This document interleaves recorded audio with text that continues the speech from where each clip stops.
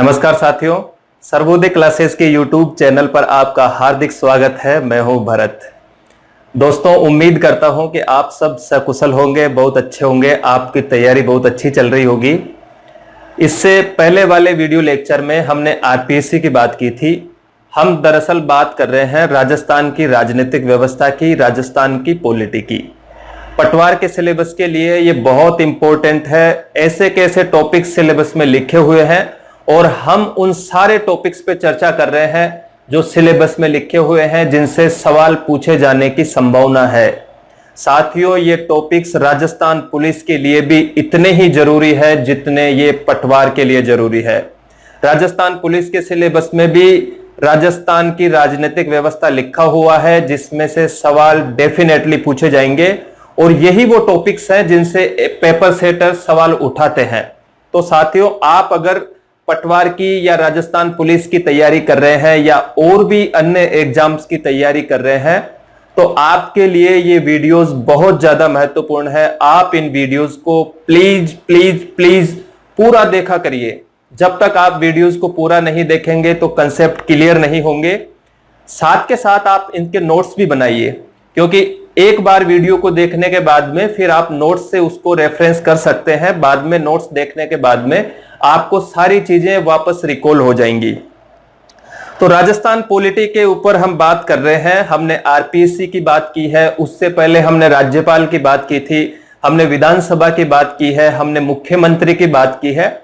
ऐसे कई सारे टॉपिक्स हम बड़े अच्छे ढंग से, बड़े प्रभावी ढंग से आप तक पहुंचाने की कोशिश कर रहे हैं। आपका प्यार और स्नेह भी हमें मिल रहा है। इसी के साथ मैं आपसे यह भी निवेदन करना चाहता हूं कि अगर आपने अभी तक भी ये चैनल सब्सक्राइब नहीं किया है तो प्लीज सबसे पहले इसको सब्सक्राइब कीजिए, और जो आपके साथी लोग पटवारी या राजस्थान पुलिस की तैयारी कर रहे हैं उनको आप इन वीडियोस को शेयर कीजिए। तो राजस्थान की प्रशासनिक व्यवस्था, राजस्थान की राजनीतिक व्यवस्था की इस कड़ी में आज हम बात करेंगे राज्य मानवाधिकार आयोग की, स्टेट ह्यूमन राइट्स कमीशन की। ह्यूमन राइट्स का नाम हम अक्सर समाचार पत्रों में पढ़ते हैं, टीवी चैनल्स पे देखते हैं, ह्यूमन राइट्स। आजकल भी ये नाम बहुत चर्चा में है साथियों। कारण है कि अमेरिका में ह्यूमन राइट्स को लेके एक बहुत बड़ा आंदोलन चल रहा है। हमारे यहां पे भी जब पुलिस के द्वारा या सैन्य बलों के द्वारा किसी आदमी के ऊपर, किसी व्यक्ति के ऊपर गिरफ्तारी के टाइम या उसको प्रताड़ित किया जाता है, तो अक्सर समाज सेवी संगठनों द्वारा आवाज उठाई जाती है और उसका आधार बनाया जाता है ह्यूमन राइट्स को, यानी मानवाधिकार को। तो आज के इस वीडियो लेक्चर में हम यह भी जानेंगे कि दरअसल ये मानवाधिकार होते क्या है। एक तो होते हैं मूल अधिकार, जिनके बारे में हम जानते हैं कि ये हमारे संविधान का हिस्सा है, और दूसरे हैं मानवाधिकार। ये बेसिक चीज है कि इन दोनों का अंतर हमें पता होना चाहिए कि मानवाधिकार क्या है और मूल अधिकार क्या है। क्या ये दोनों एक ही है या फिर इनमें अंतर है? अगर डिफरेंसेज है तो वो क्या क्या डिफरेंसेज है वो मैं आपको इस वीडियो में बताऊंगा। बड़ा मजेदार और बड़ा जरूरी टॉपिक है, हम सबको इसके बारे में जानना चाहिए। तो साथियों, ह्यूमन राइट्स की हम बात करेंगे और इसमें कई सारे जो भी पहलू इससे जुड़े हुए हैं हमारे एग्जाम के दृष्टिकोण से, उन सभी पहलुओं को हम आज के इस वीडियो लेक्चर में समझेंगे। तो साथियों, इस वीडियो लेक्चर में हम चर्चा करेंगे राज्य मानवाधिकार आयोग की। ये एक सांविधिक निकाय है। मैंने आपको सांविधिक और संवैधानिक निकायों का अंतर बताया था इससे पहले के वीडियो लेक्चर में। इसको हम कह सकते हैं स्टेट ह्यूमन राइट्स कमीशन, राज्य मानवाधिकार आयोग। यह है सांविधिक निकाय। अब अगर हम यहां पे पटवार के सिलेबस की बात करें तो पटवार के सिलेबस में 5 निकाय हमको दिए हुए हैं। कौन कौन से हैं 5 निकाय? पटवार के सिलेबस में हमको आरपीएससी दिया हुआ है, इसके अलावा हमको स्टेट ह्यूमन राइट्स कमीशन दिया हुआ है जिसके ऊपर हम बात कर रहे हैं। आरपीएससी के ऊपर हम पहले बात कर चुके हैं। इसके अलावा साथियों राज्य निर्वाचन आयोग इसमें दिया हुआ है। पटवार के सिलेबस की मैं बात कर रहा हूं, राज्य निर्वाचन आयोग, स्टेट इलेक्शन कमीशन। इसके अलावा साथियों लोकायुक्त इस सिलेबस में हमको पढ़ना है पटवार परीक्षा के लिए, और राज्य सूचना आयोग।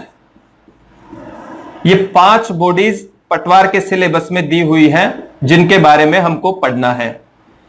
अब यहीं पे मैं आपको अंतर बता देता हूं कि इनमें से कौन कौन से सांविधिक निकाय है और कौन कौन से संवैधानिक निकाय है। संवैधानिक निकाय वो होते हैं जिनका जिक्र भारतीय संविधान में किया गया है। तो जैसा कि मैंने आपको बताया था कि आरपीएससी अनुच्छेद 315 से लगाकर 323 तक भारतीय संविधान में इसका उल्लेख है। राज्य निर्वाचन आयोग पंचायती राज संस्थाओं के चुनाव करवाता है, अनुच्छेद 243 के अंतर्गत इसका उल्लेख है। तो ये दोनों संस्थाएं, ये है साथियों संवैधानिक। आपको इनका अंतर आवश्यक रूप से मालूम होना चाहिए। इसके अलावा state human rights commission, Lokayukta और राज्य सूचना आयोग, यह है साथियों सांविधिक संस्थाएं। सांविधिक कैसे? सांविधिक का मतलब है कि संसद या लोक विधानसभा, या तो संसद या फिर राज्य की विधानसभा कोई अधिनियम पारित करे जिसका संविधान में उल्लेख नहीं हो, ऐसा अधिनियम पारित करे और उस अधिनियम के अंतर्गत किसी संस्था, किसी एजेंसी, किसी बोर्ड, किसी आयोग का अगर गठन किया जाए तो उसको कहते हैं सांविधिक निकाय। तो हमारे सिलेबस में जो 5 आयोग या 5 बोर्ड का उल्लेख किया गया है, उनमें से state human rights commission, Lokayukta और राज्य सूचना आयोग सांविधिक निकाय है। ये गैर संवैधानिक निकाय है। गैर संवैधानिक है लेकिन असंवैधानिक ये निकाय नहीं है, संविधान के खिलाफ ये निकाय नहीं है। इसको कहते हैं कॉन्स्टिट्यूशनल बॉडीज, कॉन्स्टिट्यूशनल बॉडीज, और इसको कहते हैं स्टैट्यूटरी। मतलब ये विधान के द्वारा बनी हुई है, ये संविधान के द्वारा बनी हुई है। मैं उम्मीद करता हूं कि ये अंतर आपको समझ में आ गया होगा। अब हम वापस चलते हैं राज्य मानवाधिकार आयोग पे, और सबसे पहले हम ये चर्चा करते हैं कि आज के इस वीडियो लेक्चर में हम राज्य मानवाधिकार आयोग से जुड़े किन किन बिंदुओं पर चर्चा करेंगे।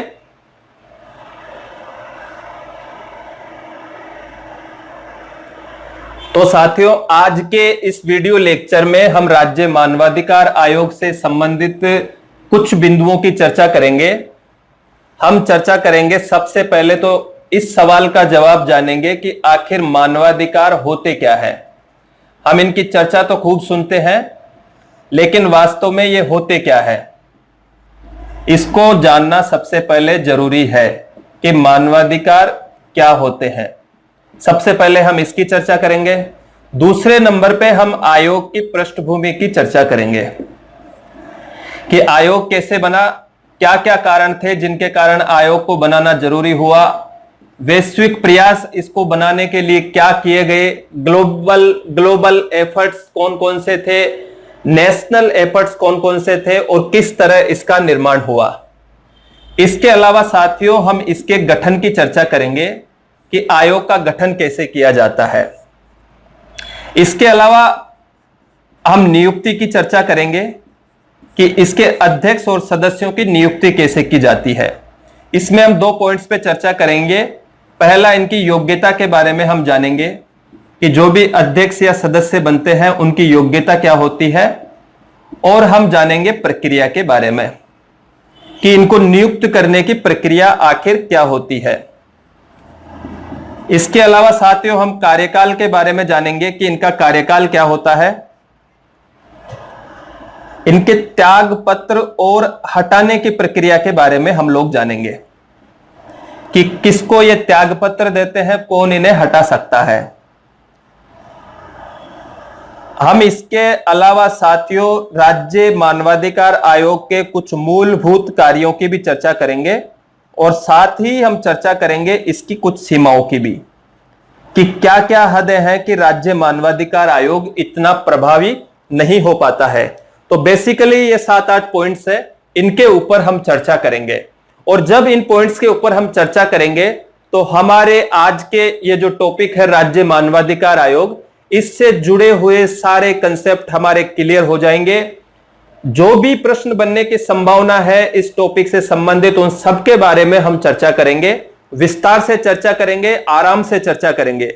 आप भी बड़े आराम से हमारे साथ जुड़े रहिए। रजिस्टर, नोटबुक हाथ में रखिए, पेन हाथ में रखिए और जो भी आपको इंपॉर्टेंट लगे उनको नोट डाउन करते चलिए साथ के साथ। ये चीजें आपको बड़ी मददगार साबित होंगी। बाद में एग्जाम से पहले रिवीजन करने में ये चीजें बहुत फायदेमंद होती हैं। तो सबसे पहले हम बात करते हैं कि मानवाधिकार क्या होते हैं। साथियों, संविधान हमें मूल अधिकारों की गारंटी देता है। कुछ मूल अधिकार हैं जो संविधान हमें देता है। इसके अलावा फिर मानवाधिकारों का भी जिक्र आता है कि मानवाधिकार क्या होते हैं। तो मानवाधिकारों की परिभाषा 1993 का जो अधिनियम है भारत का, उसमें यह दी हुई है कि ये नैसर्गिक अधिकार है।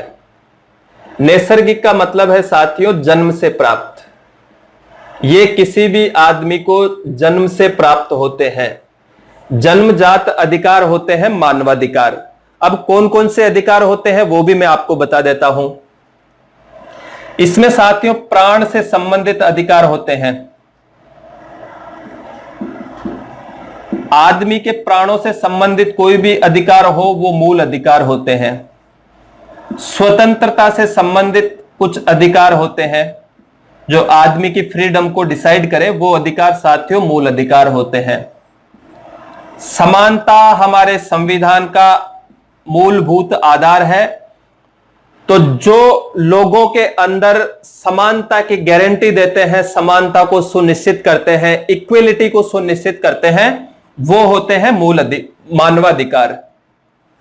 इसके अलावा साथियों व्यक्ति की गरिमा, ये 4 शब्द इसमें लिखे हुए हैं। डिग्निटी ऑफ द ह्यूमंस, इनके लिए जो अधिकार आवश्यक होते हैं वो होते हैं साथियों मानवाधिकार। तो मानवाधिकार के बारे में हमको एक ब्रीफ नॉलेज पता चल गई कि मानवाधिकार क्या होते हैं। प्राण से संबंधित, व्यक्ति की लाइफ से संबंधित जो अधिकार होते हैं, किसी व्यक्ति के प्राणों का हनन हो रहा हो तो वो होते हैं मानवाधिकार। व्यक्ति की स्वतंत्रता को सुनिश्चित करने के लिए जो अधिकार उसे प्राप्त होते हैं वो होते हैं साथियों मानवाधिकार। और समानता और व्यक्ति की गरिमा से संबंधित ये अधिकार होते हैं। इन सभी अधिकारों को कहा जाता है सामूहिक रूप से मानवाधिकार, यानी ह्यूमन राइट्स। इसके बारे में कई विशेषज्ञों ने अलग अलग बातें कही हैं। कई विशेषज्ञों ने यह कहा है कि मानव होने के नाते जो भी अधिकार आदमी को प्राप्त है, नैसर्गिक रूप से जन्मजात प्राप्त है, वो सभी साथियों मानवाधिकार की श्रेणी में आते हैं। अगर कोई व्यक्ति या सरकार या सैन्य बल या कोई भी संगठन किसी व्यक्ति की गरिमा को ठेस पहुंचाता है या ऐसे कृत्य करता है जिससे उसकी समानता प्रभावित हो, उसकी इक्वलिटी प्रभावित हो, तो उसे मानवाधिकारों का उल्लंघन माना जाता है। तो यह जरूरी था कि मानवाधिकारों की रक्षा के लिए एक सिस्टम बने, एक व्यवस्था बने। इसीलिए राज्य मानवाधिकार आयोग या राष्ट्रीय मानवाधिकार आयोगों की स्थापना की गई और संयुक्त राष्ट्र संघ में भी इसके लिए व्यवस्थाएं की गई। तो साथियों आपको यह पता चल चुका है कि मानवाधिकार बहुत बड़ा कंसेप्ट है। दुनिया में इसके लिए आवाजें उठती रही है। अभी आपको पता है कि यूएस में इसके लिए बहुत बड़ा आंदोलन चल रहा है, ब्लैक वर्सेस व्हाइट्स। काले और गोरों के बीच में बहुत बड़ा आंदोलन यूएस में चल रहा है। आपने न्यूज़पेपर्स में पढ़ा होगा कि वहां के प्रेसिडेंट को बंकर में छुपाना पड़ा था उपद्रवियों से या आंदोलनकारियों से बचाने के लिए। तो साथियों इस तरीके से मानवाधिकार से संबंधित खूब सारे आंदोलन पूरी दुनिया में होते रहते हैं। अब हम जानेंगे भारत में इन आयोगों की स्थापना कैसे हुई, दुनिया में इन आयोगों की स्थापना कैसे हुई। तो हम बात करेंगे द्वितीय विश्व युद्ध से इनकी स्थापना की बात शुरू हुई, क्योंकि दूसरे विश्व युद्ध के दौरान साथियों जब युद्ध चल रहा था तो सैन्य बलों द्वारा, जो सैनिक युद्ध कर रहे थे, उनके द्वारा कई आम लोगों को प्रताड़ित किया गया, कई आम लोगों को परेशान किया गया। इसलिए यह जरूरत महसूस हुई कि अंतरराष्ट्रीय स्तर पे, ग्लोबल लेवल पर ऐसा कोई सिस्टम होना चाहिए जिससे लोगों के मानवाधिकार की सुरक्षा हो सके। इसके लिए साथियों सबसे पहले यूएन में प्रयास हुए। यूएन का मतलब संयुक्त राष्ट्र। संयुक्त राष्ट्र में साल था 1948 का। 1948 में 48 देशों ने हस्ताक्षर किए चार्टर पे।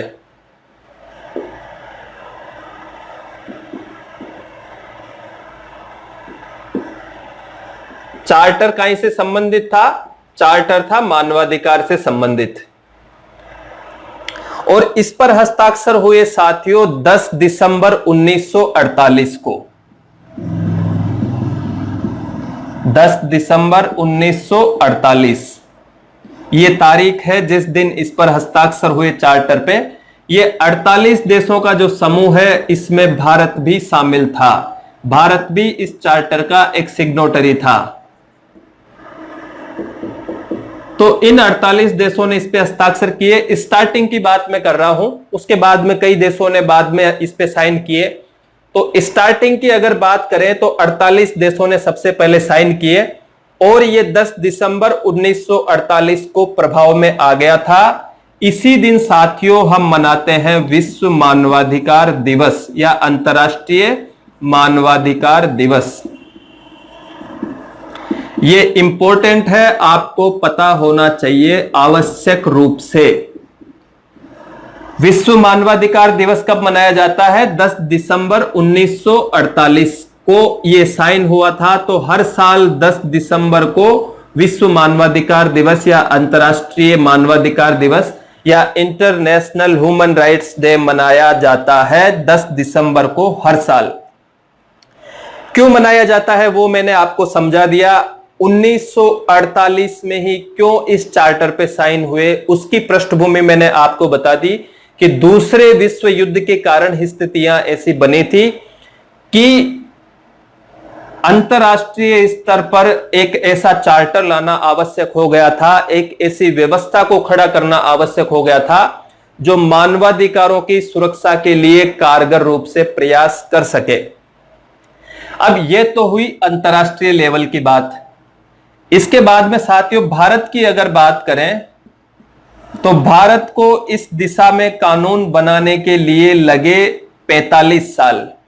1948 से 45 साल बाद में 1993 में भारत सरकार द्वारा अधिनियम पारित किया गया, मानवाधिकार, राष्ट्रीय मानवाधिकार एक्ट। राष्ट्रीय मानवाधिकार एक्ट पारित किया गया भारत सरकार द्वारा 1993 में।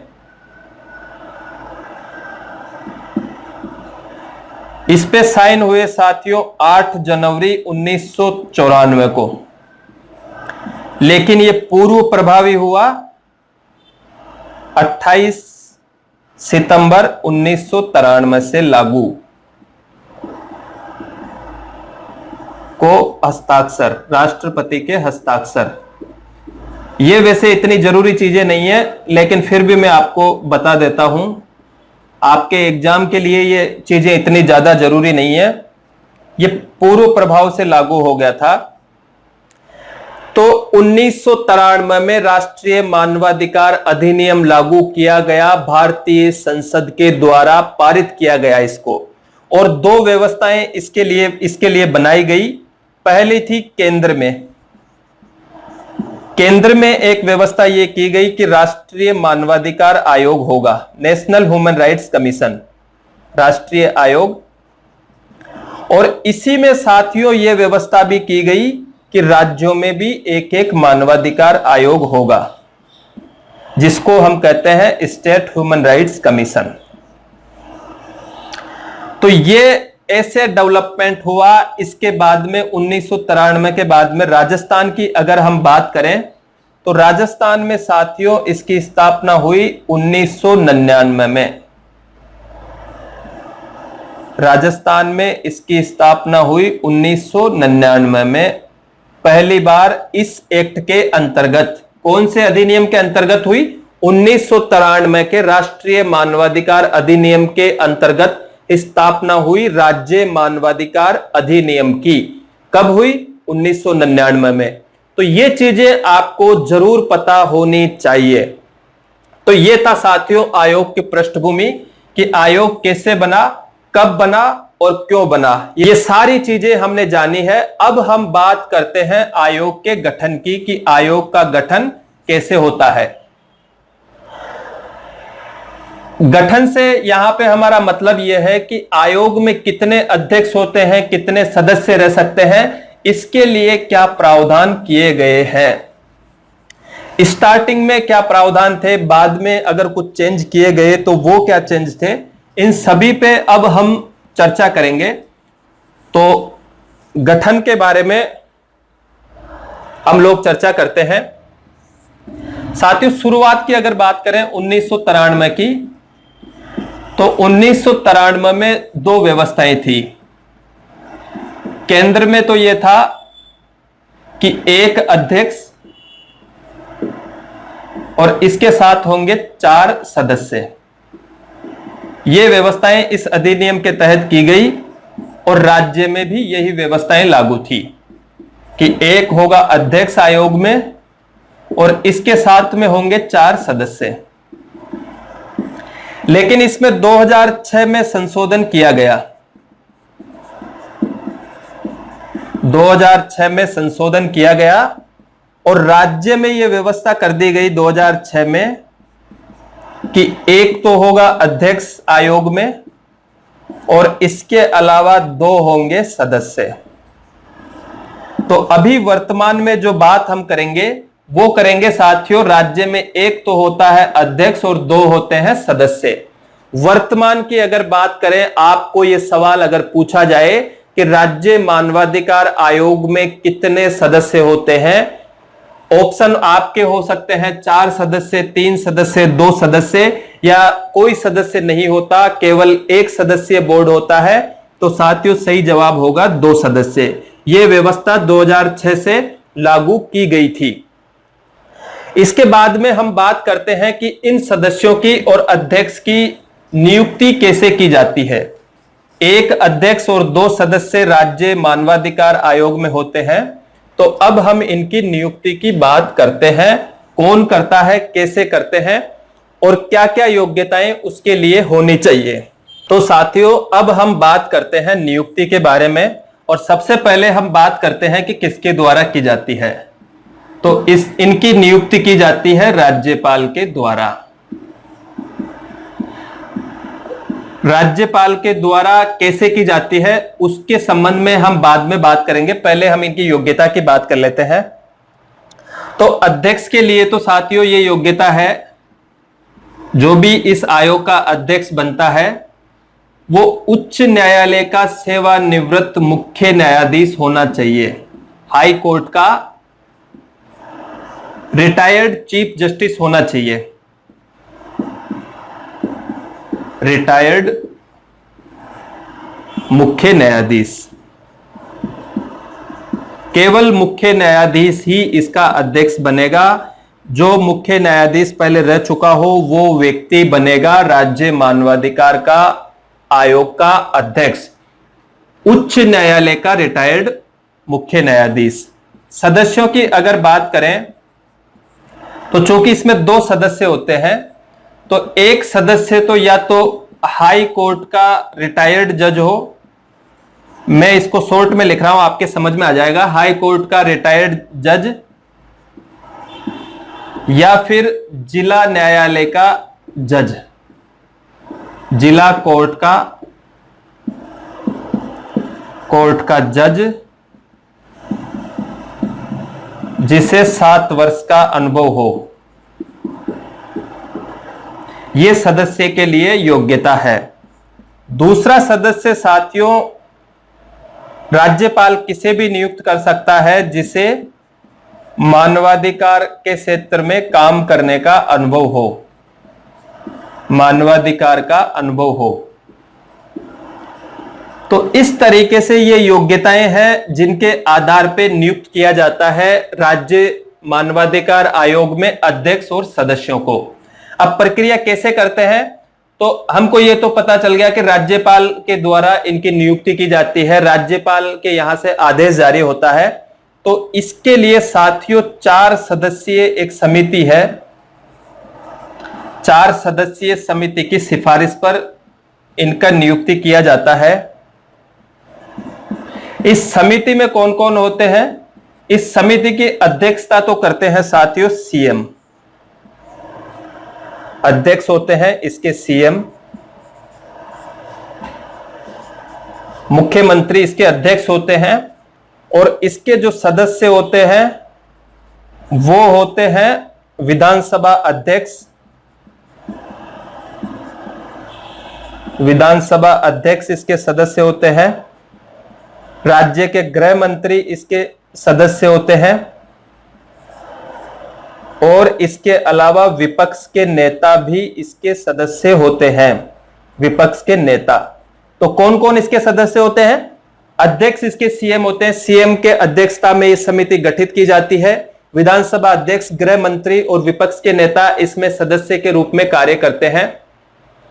ये 4 सदस्यों की समिति कुछ नामों पे मंथन करती है और उसके बाद में राज्यपाल को सुझाव देती है कि इन लोगों को सदस्य के रूप में नियुक्त किया जाना उचित होगा और इनको अध्यक्ष के रूप में नियुक्त किया जा सकता है। तो साथियों, नियुक्ति के बारे में हमने ये जान लिया कि नियुक्ति कौन करता है, योग्यता क्या क्या होनी चाहिए और नियुक्ति की प्रक्रिया क्या होती है। ये सारी चीजें बहुत ज्यादा जरूरी है। आपको ये सारी चीजें 1-2 बार पढ़नी पड़ेंगी, अच्छे ढंग से पढ़नी पड़ेगी ताकि बार बार रटने की समस्या खत्म हो जाए। अब हम बात करते हैं साथियों इनके कार्यकाल की।